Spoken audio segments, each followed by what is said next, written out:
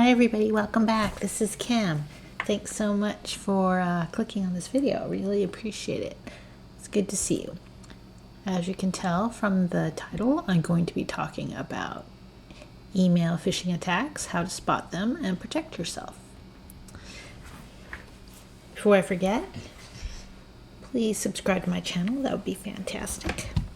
This is not going to be a very long video, but I hope it is educational for you.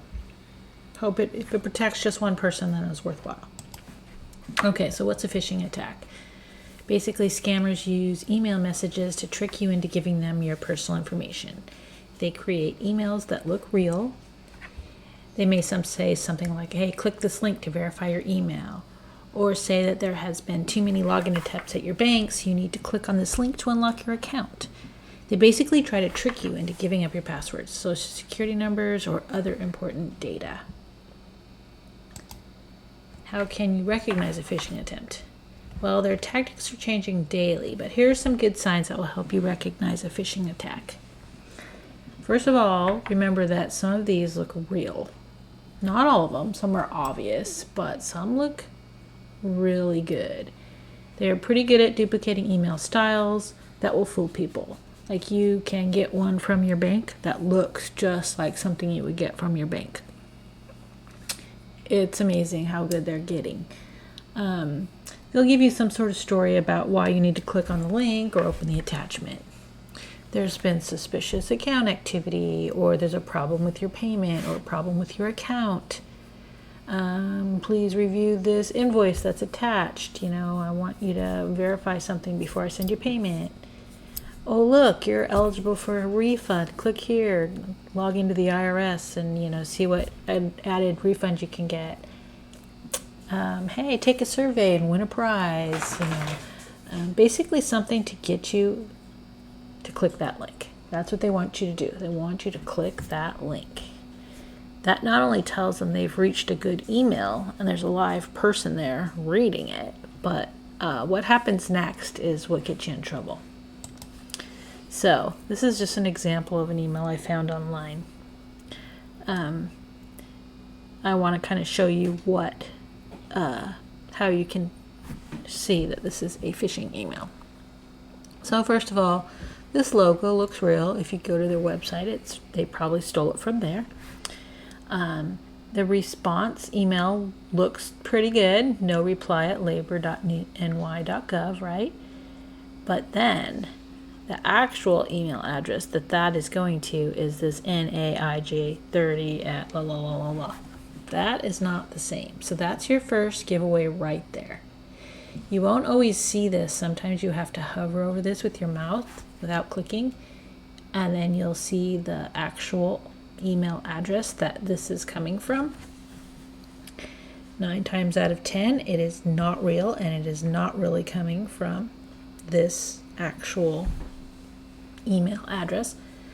Now, something they do sometimes too is they'll put labor without this period. It'll be labor.newyork.gov, or they'll add an extra period like lab period or. So they do things like that to trick you into thinking that it's real. But so if you can't see this on your email when you open it up, just hover over it and you'll be able to see the real email address of the sender. You'll notice here that this is just sent out to a citizen. Usually if it's something targeted to you, it'll have your name here, or your account number, some sort of personal identifier. A lot of times the email will say something like, dear customer or something, and customer will be spelled wrong, or it'll have it'll look weird. And if you read the email, a lot of times the grammar will be strange. Like you can just kind of tell it's not real if you really read it. So here's the link that it wants you to click on. Okay, now if you click on that link, it would probably take you to a landing page that would look very real. It would probably look very close to the real website. It will probably ask you to input your name, address, birthday, a password, social security number, etc. And then you'll click OK or whatever to submit. It'll thank you for confirming your account or whatever. And then you'll think you'll be done. Okay, great, I did it. I've applied for that or whatever. Meanwhile, your information is being collected and probably sold. They got you. They won't tell you they got you because then you'll go change your passwords and start watching your accounts. They don't want you to know that you were gotten. So they're not going to make it obvious. And in the back of your mind, you're going to think, wow, that was weird. Why did I do that? Oh, but it's probably fine, But it's probably not fine. Anyways, how to spot a phishing email. I kind of just showed you, but the return email address will never be real. It may appear real. If you look closely, there will be a typo, extra period in there, or a completely wrong email, like in the example. They will 90% of the time not use your name to address you. It will say customer, taxpayer, or something generic. Many times the word will not be capitalized, and they may even spell it wrong. The body of the message will have bad grammar. They will demand urgent action. They want to create a sense of urgency. Hurry, do this, click here. Don't analyze the message, just click on the link. Usually it will contain suspicious attachment. Sometimes they will say it's an invoice that they want you to review before they send payment or something like that. It may look like it comes from a trusted source, but will not be like any email you have received before from that company. If it sounds too good to be true, it usually is. Certain companies are never going to send you an email asking you to click a link to log in. The FBI, the IRS, Social Security, etc. So just watch out for that.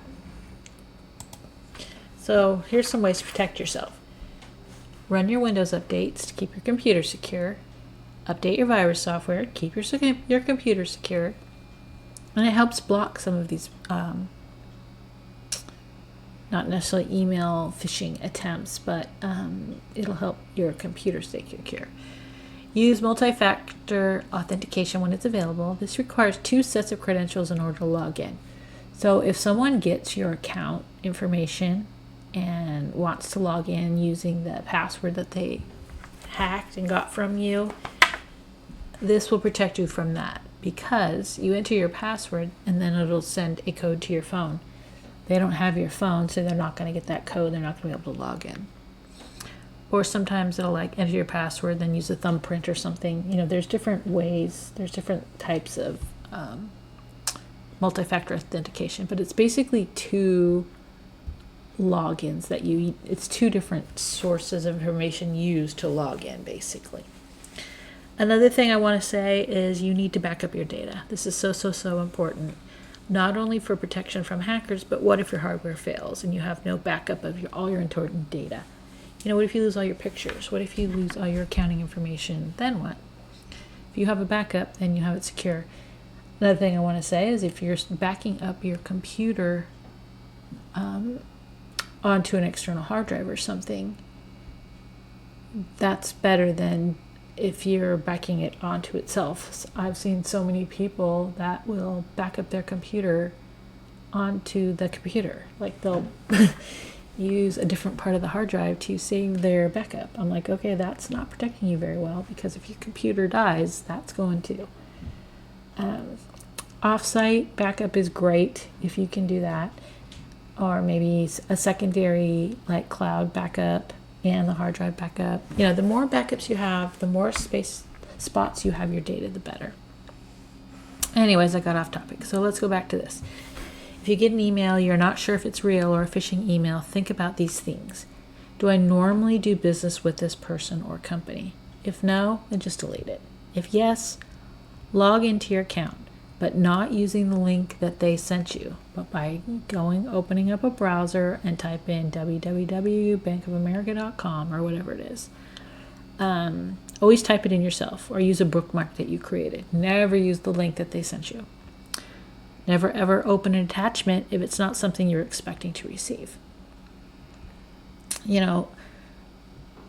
They get a lot of people this way because people think, oh, I do business with that person and they're sending me an email. I'm going to open it, And you can get a virus, you can get a lot of things, but don't open the attachment if it's not something you're expecting. It's just not good. Okay. So there's another layer of security you can add to protect your identity. There are services that monitor your credit report for you. There are services that monitor the dark web for your personal information. They will